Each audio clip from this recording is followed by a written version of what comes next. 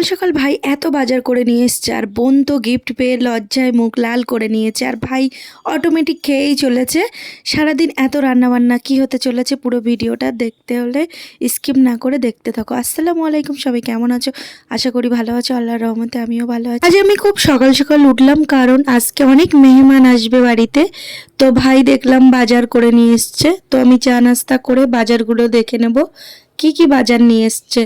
তো বাজারের মধ্যে ছিল আলু, শসা, পেঁয়াজ, আদা রসুন, তারপরে গাজর, বিট, সমস্ত কিছুই ছিল। মুরগির মাংসও নিয়ে এসছে। তো সবগুলো ভাই ঢেলে নিচ্ছিল। আর এইদিকে চিংড়ি মাছ নিয়ে এসছে, সেগুলো আমি ঢেলে নিয়েছি। চিংড়ি মাছগুলো কুটে নেবে আম্মি, তো আম্মি কোটা শুরু করে দিয়েছে। অনেকগুলো চিংড়ি মাছ ছিল, তাই কুটতে কুটতে বেশ অনেক টাইম চলে গেল।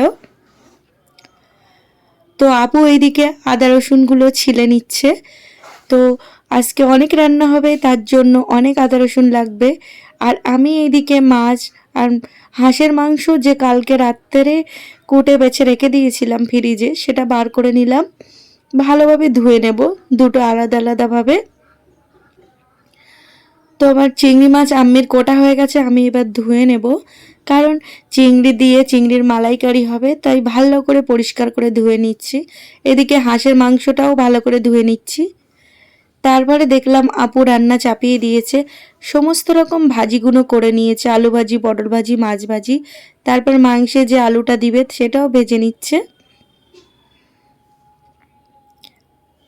সমস্ত রকম ভাজি হয়ে গেছে এদিকে।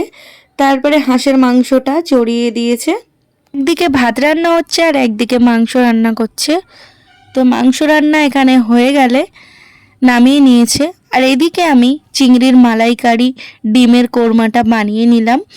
তারপরে ভাই ডিউটিতে যাবে, তাই ওর খুব খিদে পেয়েছে। তো রাঁধতে রাঁধতে ও বলছিল আমাকে এখনই খেতে দাও, না তো লেট হয়ে যাবে। তো রান্নাগুলো খুব সুন্দর হয়েছিল, তাই ও ভালো বলছিল। এদিকে দেখলাম বোন এসে গেছে, তো আমি চট করে ওর গিফটটা দিয়ে দিলাম যে তুই এটা নিয়ে রেডি হয়ে যা। তারপরে নিচে এসে দেখলাম ফাইয়াস চলে এসছে মিশন থেকে, খাওয়া দাওয়া শুরু করছে। তারপর আমার বোন ভাবিরা ছিল, এদিকে দিনও বসে আছে।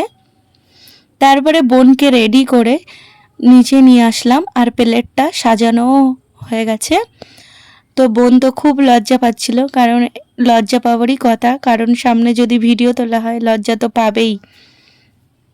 তারপরে একে একে সবাই বোনকে খাইয়ে দিচ্ছিল।